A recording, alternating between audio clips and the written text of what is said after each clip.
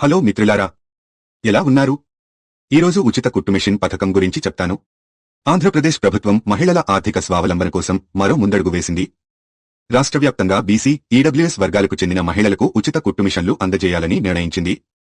అంతర్జాతీయ మహిళా దినోత్సవాన్ని పురస్కరించుకుని ఈ పథకాన్ని ప్రారంభించాలని మంత్రి సవిత గారు ప్రకటించారు. ఈ పథకంలో భాగంగా 1.02 లక్షల మంది మహిళలకు కుట్టు మిషన్లు అందించబడతాయి.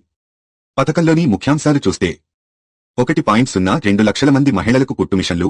ఈ పథకంలో బీసీ, కమ్మ, కాపు, రెడ్డి, క్షత్రియ, ఆర్యవైశ్య, బ్రాహ్మణ, ఈబీసీ వర్గాలకు చెందిన మహిళలు అర్హులు. ఉచిత శిక్షణ 40 నుండి 90 రోజుల వరకు ఉచిత శిక్షణ ఇస్తారు.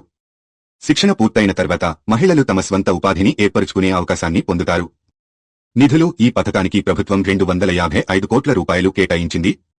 విభజన మొదటి విడతలో 46,044 మంది బీసీలకు మరియు 56,788 మంది ఈడబ్ల్యూఎస్ వర్గాల మహిళలకు కుట్టు మిషన్లు పంపిణీ చేయబడతాయి.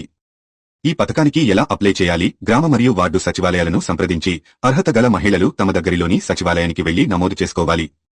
తాజా అప్డేట్ల కోసం అధికారిక ప్రకటనలను పరిశీలించండి లేదా ఈ వీడియో డిస్క్రిప్షన్లోని లింక్ పైన క్లిక్ చేయండి.